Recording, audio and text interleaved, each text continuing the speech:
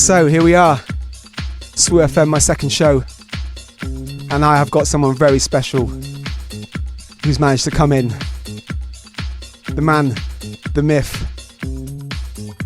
the creator of Art Nouveau, the man with his own alphabet, the man with a collection of Air Maxes that's very reputable, and my good friend, Inkie. Welcome to the show. Yes, Di, love to see you, mate. Yes, mate. What's going on? It's all popping. Good to be here, SWU. Yeah, man. Do you know what? You're the first guest I've had, yeah? And I've never interviewed anyone before, so... Honoured, bro. You have to bear with me. Yeah. But, do you know what? I just thought about it, because I recently saw you did a playlist for Danny, for his Syndicate sound. Yeah, Danny Wainwright with the 50-50 lot. Yeah. They're doing a new thing out of Barcelona. Yeah. I saw that, and I saw the selection, and I realised most people know you for graffiti, and touring the world, painting on every available wall for the last 30 odd years, if I'm not wrong. But I know you from Bristol, from back in the days. I know you from Glastonbury, about 84, running around by a fire pit. I'm not gonna say what we're doing, but yeah. What, the film tent year? No. It wasn't the film tent year. No. We go back basically. Do you know what I mean? And I just realised, not only your masterful graffiti skills, but your raving credentials, run pretty deep. Do you know what I mean? Raving credentials there, yeah. I got some party ability, but obviously seeing you from where you started out, yeah. And obviously with the True Funk thing, and then all the stuff you're doing with Free Stripe. Yeah. And growing up, seeing all that happening, right, and the Massive Attack and the Wild Bunch. We were 14, 15 years old. Yeah. We'd be down in the black and white on the front line. There you go, man. And Ray, Rob, and Grant, and everyone, Claude, the whole lot. Yeah, we grew up with that, and then where it is now. Yeah, because it's crazy. Because I used to see you in house parties and that, and warehouse parties. You'll be down there. FBI crew, isn't it? How did you? One thing I want to know: how did you get into graffiti first of all? Because that's just all of that. I think initially, as you know, I was into punk rock. Right. And then obviously I saw Subway Art, Martha Cooper's book, and Hamish Alphonse.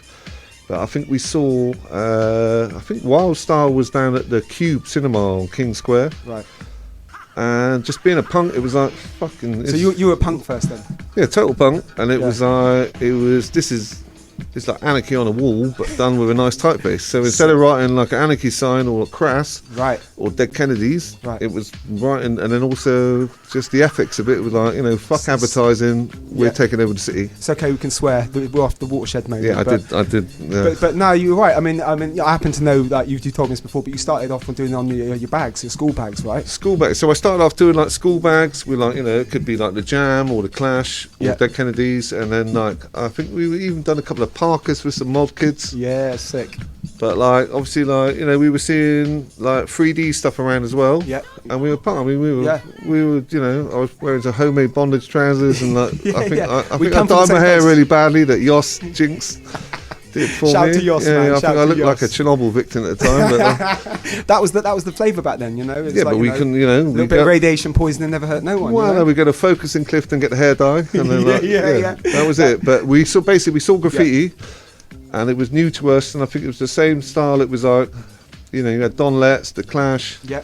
I think Futura did the sleeve notes for Combat Rock album. Right. So we're seeing these inspirations of hip hop stuff, but we weren't really hip hop. Yeah, because it's coming through the punk thing, isn't it? Do you know what I mean? Yeah, it was the ethics of the whole movement was doing that with the Blonde. Blonde, I was really into Blondie at the time as well, and obviously Rapture with Fab Five Fred, etc. And the whole thing kind of merged with what we were doing, and it eventually took over. Yeah, because we were getting little bits from everywhere, weren't we? Get a bit from the Clash, a bit from this bit, and it was trying to piece it all together. Do you know what I mean? But I also think, luckily, in Bristol, because you had quite a big West Indian community who had a lot of relatives in New York and stuff, so we were getting a lot of the Kiss FM tapes, WBLS. Let me just restart this tune because we're going to talk. Mic drop 1 2. Thanks for digital audio. But it was a mad time back then because I was growing up then, I'm a bit younger than you, but same era, and I went to the Waldorf school, and you come out of school one day and someone had written take the train down in the alley. I think that was Z Boys. I think that was Ian Dark. But then It's called, I think, The Day the Law Died, right? The one. So D did like The Day the Law Died. That was the one for the Venue magazine cover, I think, down on Jamaica Street. But that's The Day the Law Died. Yeah, what's the one up in Clifton then? He did the big 3D one with the policeman, the law. Well, it did say it's law on the book. Right. But my bad, he was smashing big walls. Yeah. And getting like guys from London down, and they were representing in London, like Wild Bunch with 3D doing the graffiti, before anyone was doing it. They were on the map. Like, I mean, there was guys in London doing it early, and probably a couple of guys around the country, but 3D really put Bristol on the map in terms of the graffiti scene. Chrome Angels in London. Yeah, I mean, there was Goldie had his program last night, and they highly referenced. Was that last night? Yeah. Yeah, they highly referenced 3D in that. Sick. And how Bristol was influential in that. But we were on a bubble. There was no internet. No. Yeah. So we were seeing like snippets of things. I think the first graffiti I ever saw was Duck Rock, Malcolm McLaren's video. Yeah. And that was Dondi.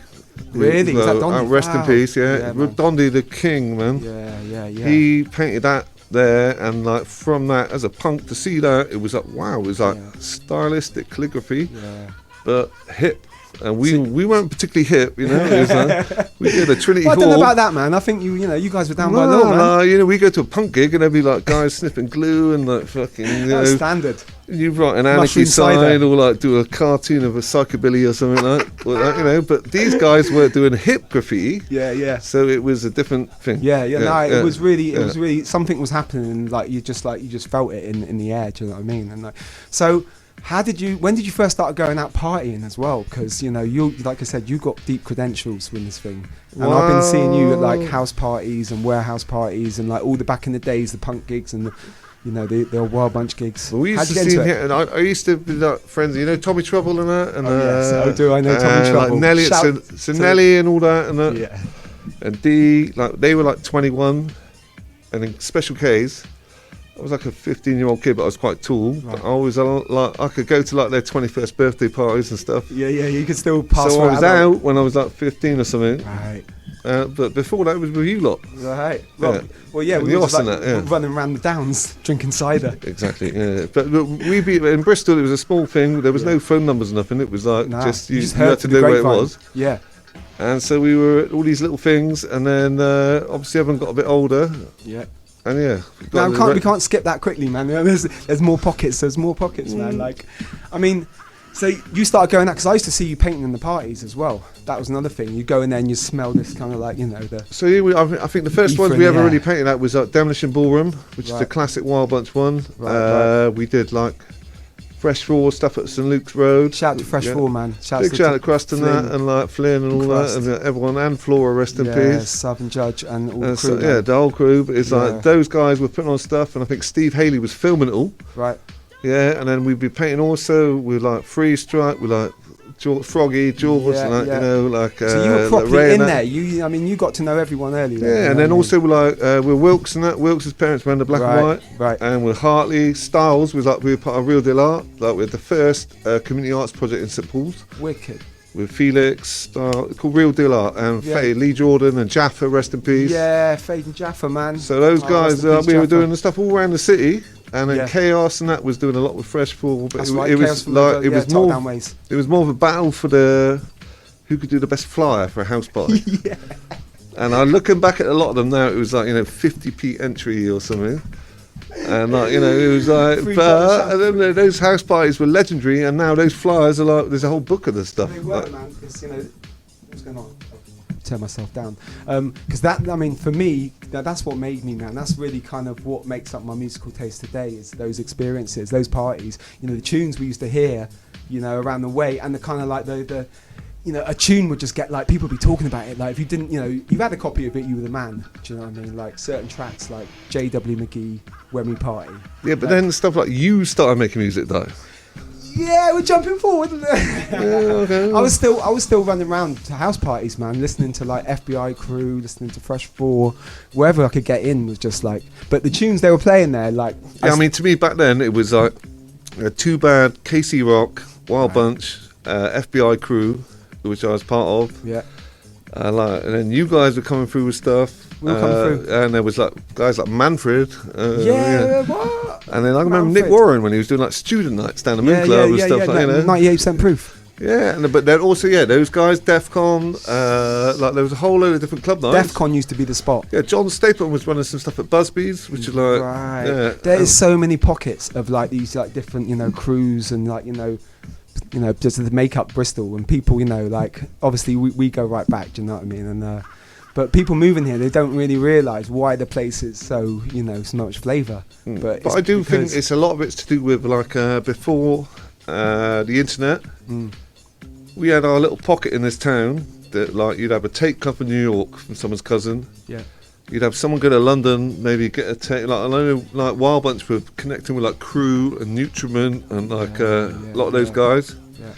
And the same went with the art and the music. So it was that you go somewhere, you find something good, come back. I had loads of pen pals sending me stuff. Pen pals, yo. You had a graffiti pen pal. So Millennials, take note. You go to Paris or you go to Amsterdam, you build a connection. Right.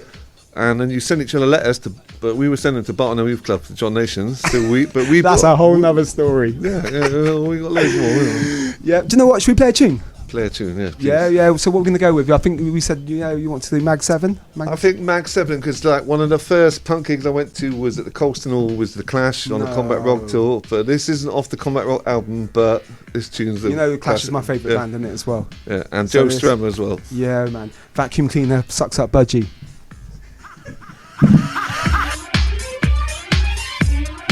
Swoop. We have it, the sounds of the Clash, the sounds of the Magnificent Seven, as selected by Inkie. Brings me back. Yeah, and it's a special track that is. I always love the lyric, Vacuum Cleaner sucks up Budgie. And I can't even drive yet still. Get your car out of that gear.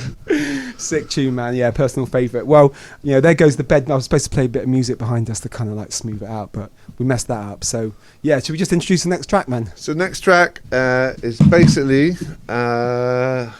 it's by motherfucking Steezo, Freak the Funk. Let's have it. And like, I used to go to New York quite a lot from like the late 80s, and DJ Milo was living over there, and Milo Wild Bunch did a mix with this tune on, and I fucking love this bad boy, and he died not long ago, so... Rest in peace, Steezo, Rest in peace, Steezo. Let's have it right here on Swoop.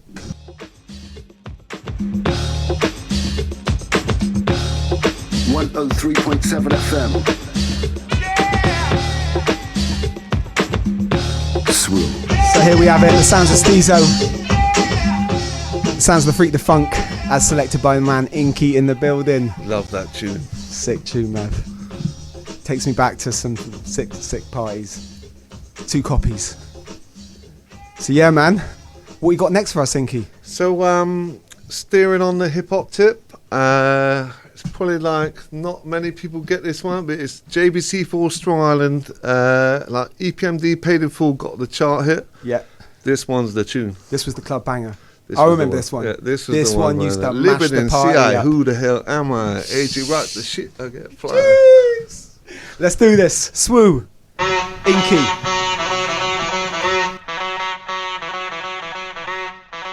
Swoop. I pull strings, you're the board, I'm the dog. In the grocery store, I'm the food, you're the car. Just my servant permanently, designed for my needs. You're a mutton, I'm a fighter, classified as full breed. How do you spell relief? I spell it JVC. Jeez. Bad tune. Sound of the Strong Island JVC Force. Kill it and shoot it, bite it and distribute it. Yo, I was waiting for him to stop rapping. One thing I realised about that track is there is just like bars upon bars. Like, I don't know how many verses there are, but he ain't stopping. That's a killer. It's a killer, bro. Yeah, man. Yeah. Makes me want to move to CI. Where is CI? Coney Island, but it's like they got the fairground and shit there, but it's actually pretty whack. I've never been. They got the ball walk, but you don't want to go there. Yeah. It's like under the ball walk. It's like a cross between Blackpool and Weston. I knew you were going to say Weston. Yeah. Sounds alright, to be fair. Well, they got better rides. But it's also where the Warriors had them. One of the scenes at the Warriors at Coney Island. Sick. I know that scene. Yeah, man. Wicked. Mate, well, this selection is running, man. And like for all those listening, you're getting a glimpse into the world of the Inkster.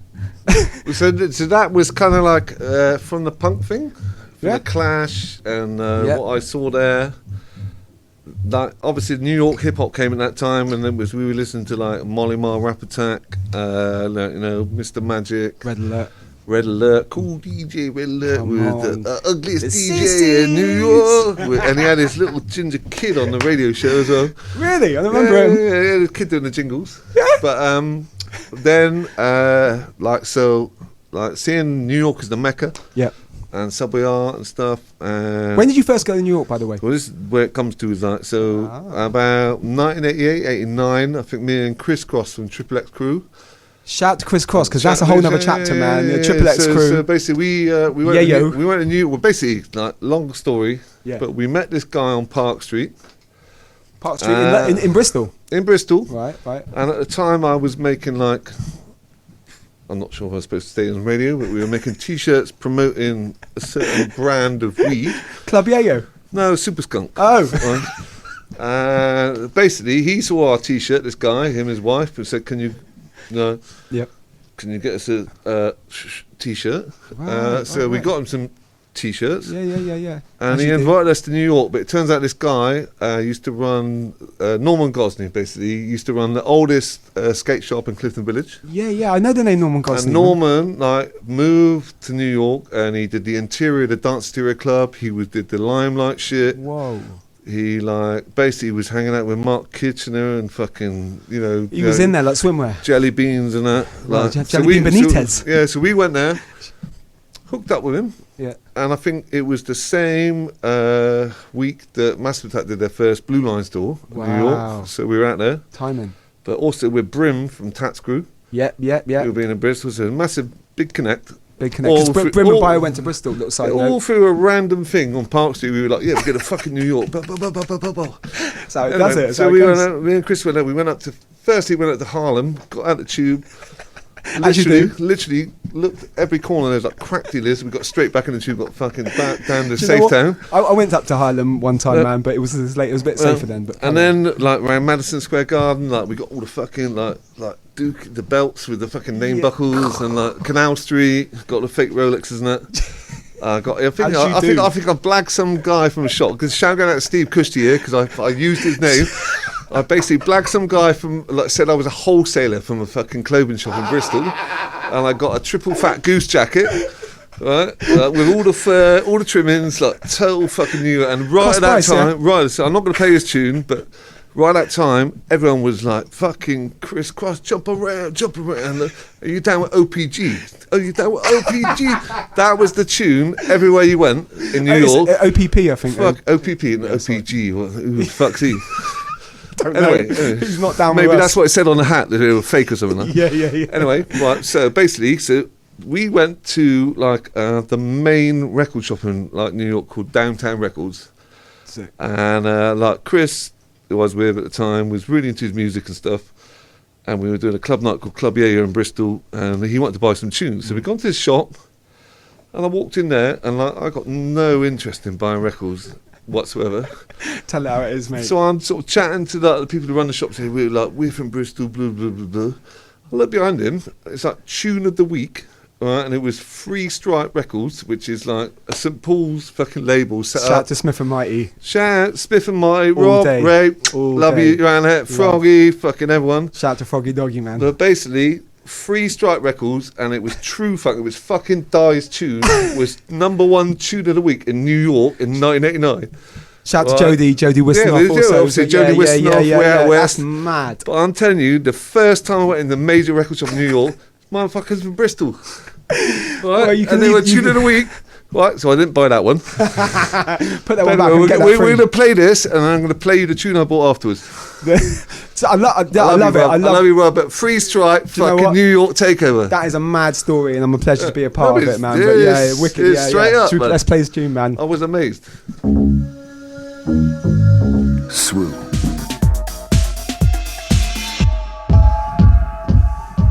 And that is a banging tune. Free Stripe Records, True Funk, mad, my boys. Mad. But first record that was sorry to tell you, Di, I didn't buy that record. Do you know what? I'm never going to get over that, Tom. Okay, so what captivated me was there was this red vinyl thing. Right. Same shop, yeah? Same shop. Same shop, Downtown Records. And 1989. MK, Area 10, burning. MK, yeah, the MK or the other guy, Merc. Well, this is where I got confused because I'm not sure to this day actually because I'm not a big tune head. I thought it was Merc, who I eventually met a couple of years ago in Miami. MERC. No, they're MURK, like they're old school guys from Miami. Right. And they do a wicked night there. But I think it was Mark Kitchener, who was playing the night we went out in the dance interior where Norman Gosney had done the interior thing. Wow. And Mark Kitchener used to do all the remixing for Madonna and that. And yeah. He had a fucking DJ booth and a Campbell soup can and shit. What? Yeah, but bear in mind we were like 18. A DJ booth in a Camberwell soup can. Not Camberwell, but Heinz? Campbell's, like Andy Warhol style. Yeah. Sorry, but bear in mind we were 18 and all the security were told that we were his sons. So we got in there, we had a VIP thing, we didn't know what was going on. The son of Norman Gosney, who was like the original skateboard shop owner from Clifton Village. Yeah. Good First friends wave. Like Dom T2 Bad. Yeah, G was like staying with him, I think. Right. But he had the penthouse apartment of the Chelsea Hotel, where Sid Vicious killed Nancy, but also where Andy Warhol used to live. But he had this fucking penthouse pyramid suite, which was John Wayne's old apartment and Bette Midler's. Been through a few hands then. Well, can I say something? I mean. Actually, I've got to hold it down here a little bit. Anyway, we got a little bit of Don't trouble. incriminate no one. But we did some little bits of work, and we bailed ourselves out. But we ended up on this rooftop, like off our noggin, lying in hammocks, looking at Empire State Building on the Chelsea Hotel, and we'll listen to this tune. That's the intro, man. Let's play this tune, Jam. Let's go. The sounds of burning. Sounds of Mark Kitchen. Burning. MK, not Merc. To this day, I'm not sure. Sweet.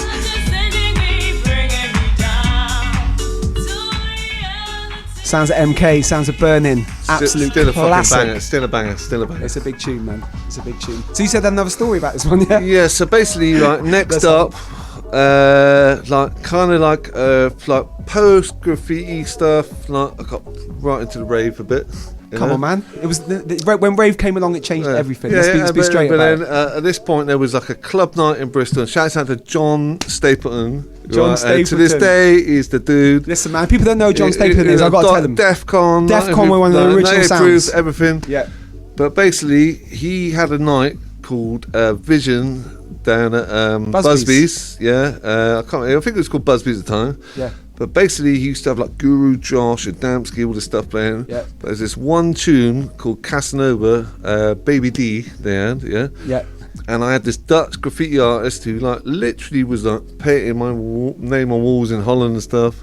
And I was part of his crew called DCL crew.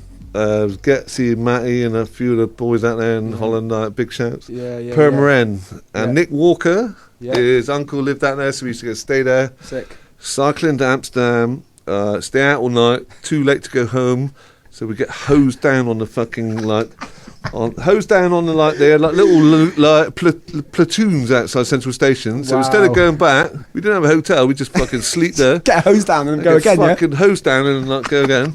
But we went. Stay sanitised, mate. Anyway, so we went everywhere looking for I went everywhere looking for this guy's shoe, which I'll come into later, which I eventually found in Ibiza about 20 years later. But there was basically this guy Getsy, Johnny Sands Getsy, love you brother, and he came to Bristol. He used to paint all the time at Barton Hill, and it was like part of our Amsterdam Bristol connection. But basically, we took him to Busby's, and I think someone might spiked his drink or something. Nothing to do with me. But me and John Nation we used to spike our own drinks down there. And he turned around and said, like, all the smoke machines, the laser gun goes, this tune makes me go mad in my eyes. So this tune's going out to you, Johnny. Mad in the eyes. Mad in the eyes. Out to Johnny.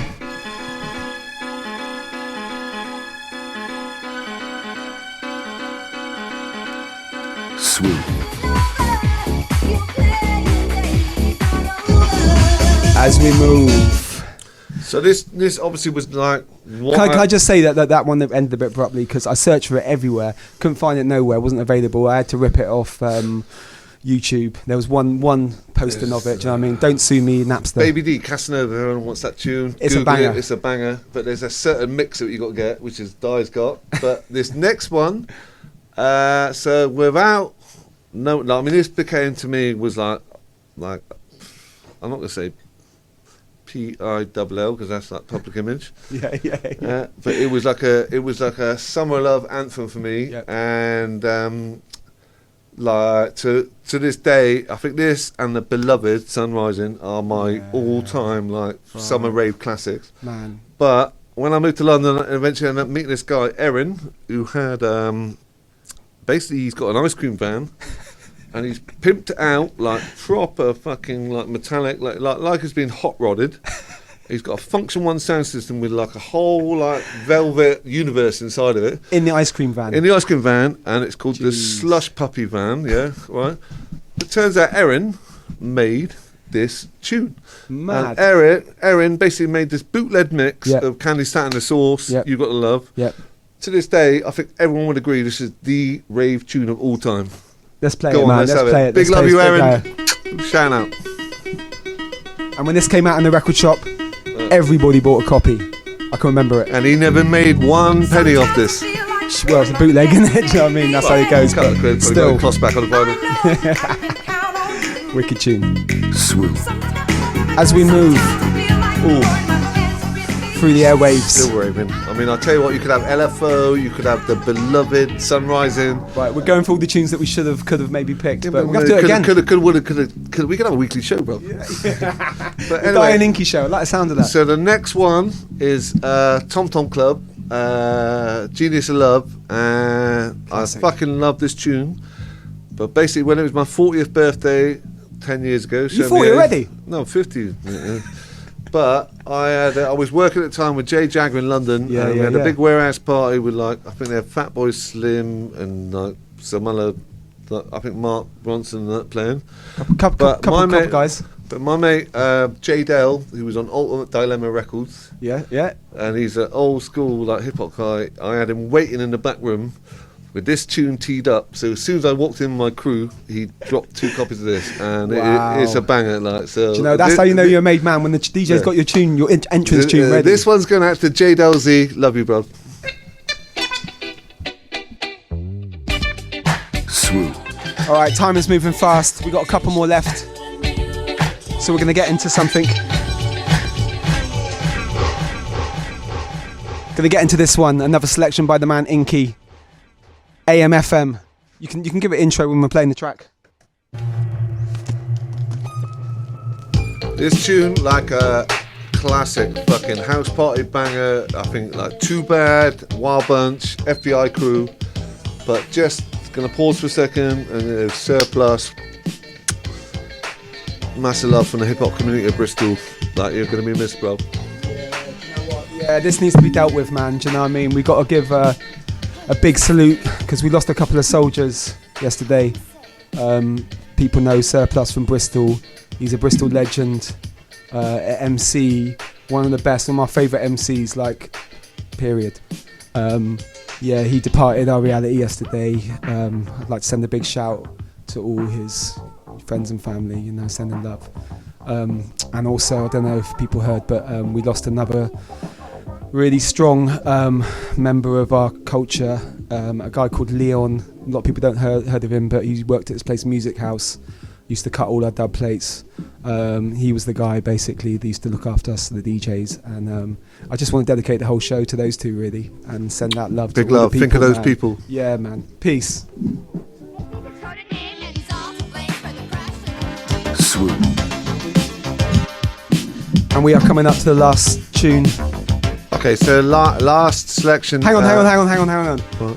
I just want to say thank you, Inkie, for coming down. No, thanks, Di, man. I tell you, because you know what I mean? There's about 100 other ones we're just getting started. We're rooting through trying to find some other stuff, but this last one is going back out to all the Bristol family. This is the one that started it. This is the track. This is the one that started it, but also it's and shit like this. What's going down at the moment? Hold your chin up, smile at your friend, give him a hug, and listen to this. Word up. My G. Thank you, Inkie, for coming down. Couple more tracks. This one, The Wild Bunch. Shout out to Tricky Vicky. Shout out to Vinky Inside.